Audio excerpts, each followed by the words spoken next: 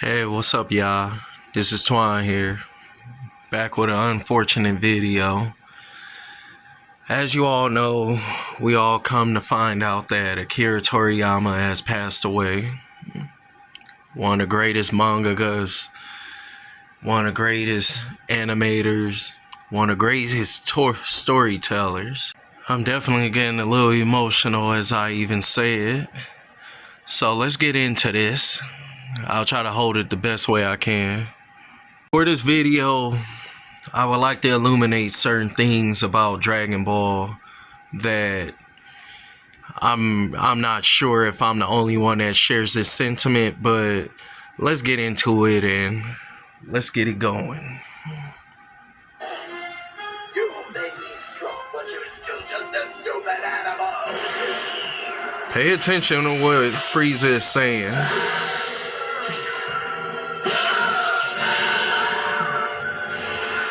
Because it has a whole lot to do with what I'm about to go in on. Pay attention to what Frieza's saying. See? Just a beast. Just a beast, huh?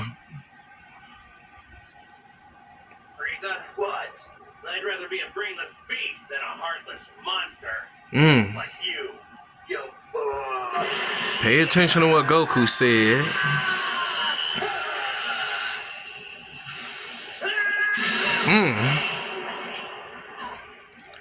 I just hope they don't copyright this, because Funimation been on some nonsense.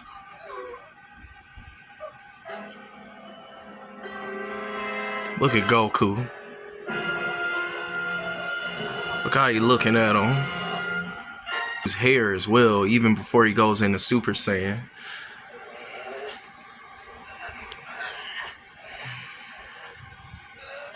Also, the reason why I'm moving this around is because, you know, just to avoid copyright. See? A saga can't beat me. A monkey can't beat me. You can't. You can't. You can't. Pay attention to that. Monkey, huh? Oh, that's for the motherland. That's what Goku gonna say.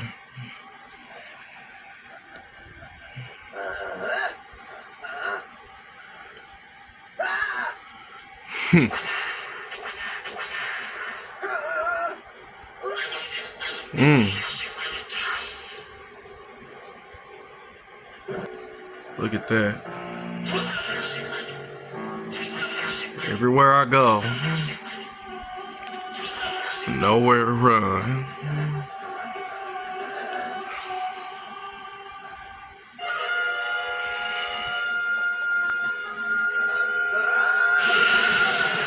You think this is funny? Join with me.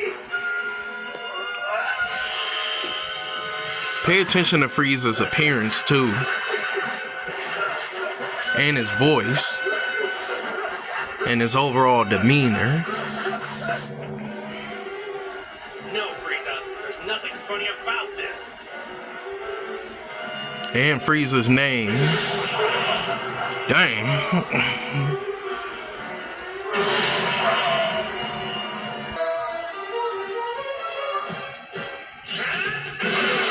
The Messiah.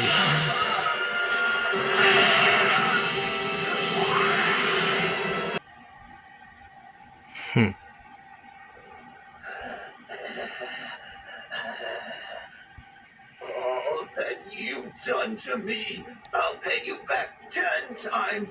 No, 1,000 times.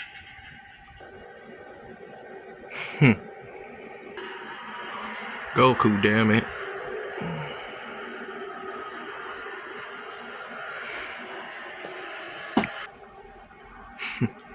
It's done. What do you mean? It's done?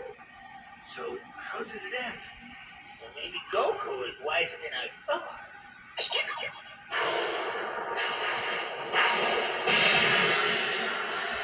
Don't just stand there. Say something.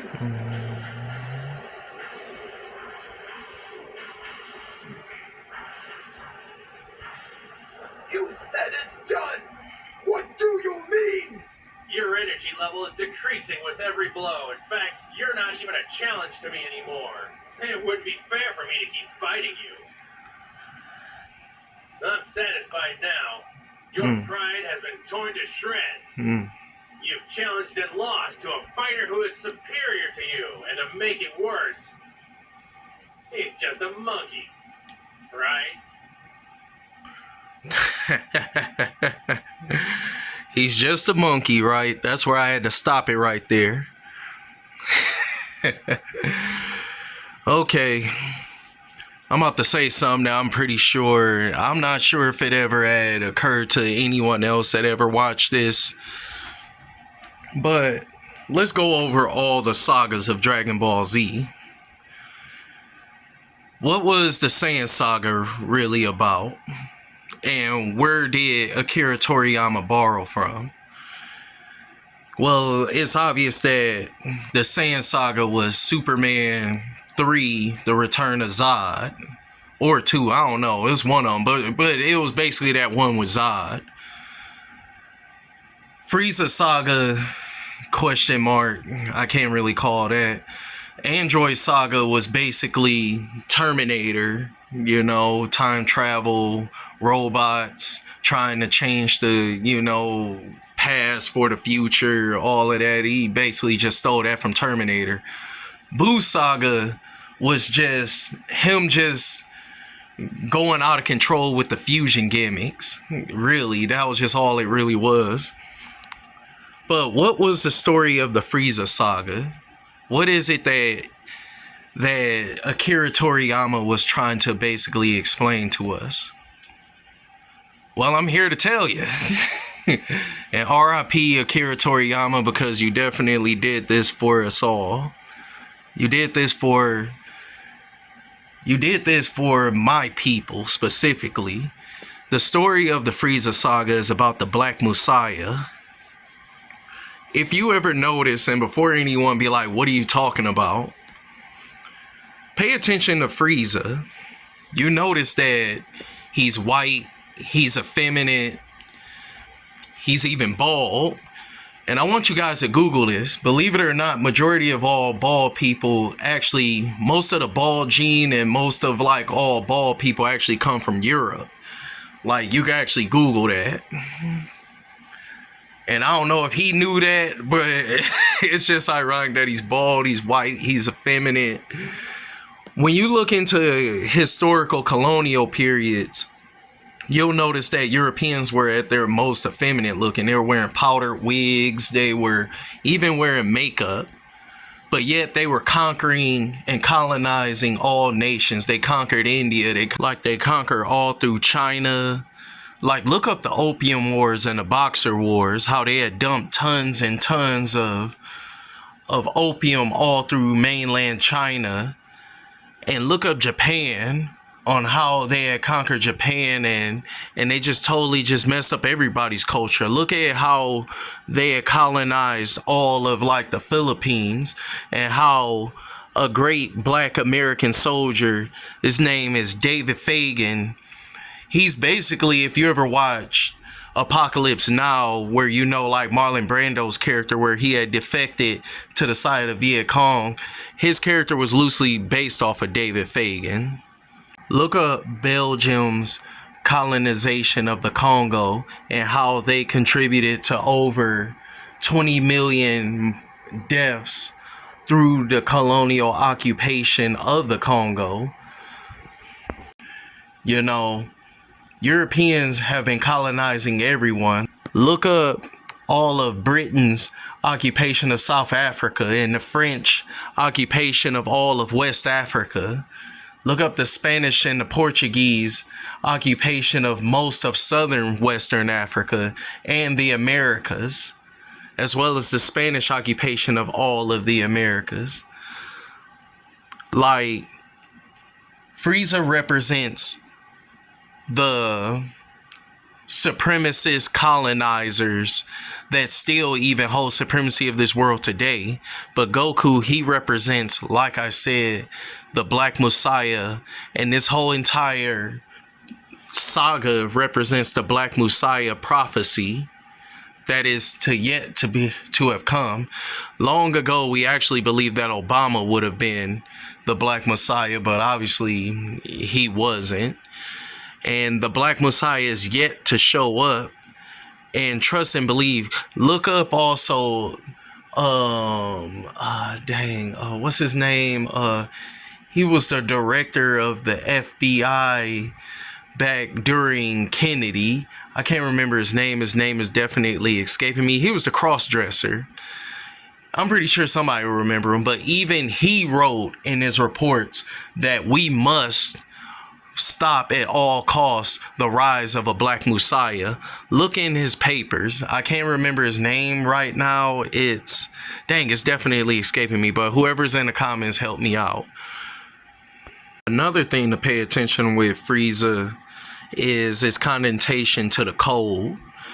You know, Europeans were famous to have always have been partial to cold weather. Like I said, it's obvious to me.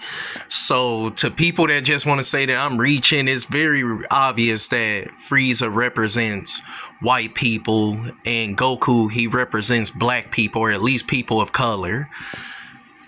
Now, Goku, the Saiyans, what do they represent? Believe it or not, if you actually look up about Akira Toriyama when he had actually did the Dragon Ball manga, Goku's hair was never meant to go gold. It was only a change for the anime. His hair was originally just supposed to stand up. And when you actually pay attention to all the Saiyans, you ever notice that their hair defies gravity? And the kings and the ruling family, the Vegeta family, you notice that their hair stands vehemently up the most, which denotes their power. This is why in the Super Saiyan mode, their hair stands completely up, you know, defying gravity, just like black people's hair, just like kinky, nappy hair to most. And pay attention to also what Freiza was also saying. He kept calling him a monkey, calling him a beast, you know. And also what Goku said, like, I'd rather be a brainless beast than a heartless monster like you. Which was like most colonizers. When you go into all of what Britain did, and I also touched on this in another video, and even some will probably even say, but the British, they actually abolished slavery. They only abolished slavery because it got in the way of their comparative advantage of colonialism. They found out that that slavery was aiding and abetting in America's comparative advantage in the textile industry, which cut into their colonial occupation of India at that time. Because a lot of textiles was coming out of India. Look it up. And during the 80 years that Britain had occupied India, they killed more than 120 million Indians. Also, not to mention all the other European powers that had decimated all through Asia and Africa and the Americas. Like I said, Goku, he represents the Black Messiah prophecy, that one day a Black Messiah will step up and he will actually stand up and against completely all the colonial powers, all the basically, I don't know how to say it without getting flagged, basically, you know, the plain supremacy. And that's why his words hit so hard. That's why I paused it right here. He said he was just a monkey. That's the most derogatory thing that they actually even said. Believe it or not, the N-word actually denotes from the troglodyte N-word. Look it up. And N-word, according to Europeans, meant subhuman. The reason for Europeans to justify their subjugation of us was because they were to say that they were a less evolved human, that whites were basically the newest form on the human tree, that blacks were really just, you know, monkeys and all type of primates, and we weren't capable of high intelligence. We weren't capable of ever challenging their power. Akira Toriyama understood this just as Go Nagai did. There's a lot of Japanese, and also with dang, I can't remember his name. Kentaro Miura. Look up Blaster Knuckle. We have some real allies in the fight against this global supremacy in the Japanese world.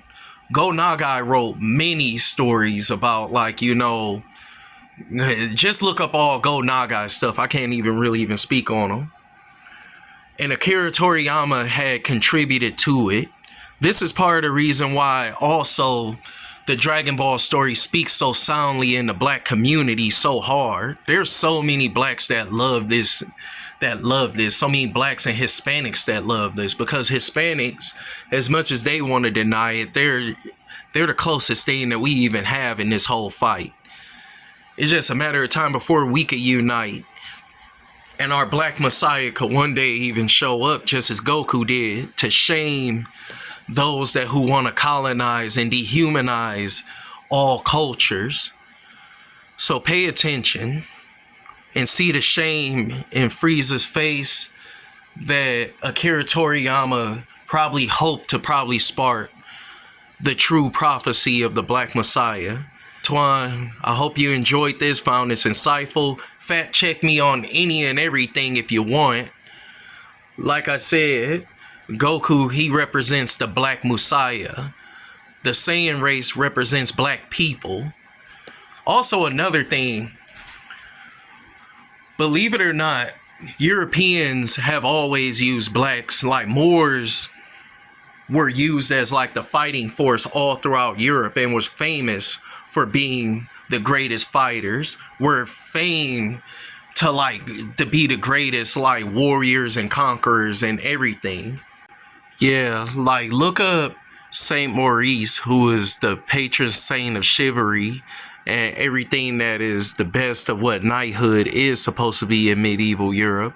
Also look up Edward the Black Prince, who was son of Edward III and also son of Queen Philippa, you know, who was a black woman, who was actually, her father was a Moor, and who was described very greatly to have been a black woman, you know, which they even said had brown skin, full lips, everything, and looked just like her father.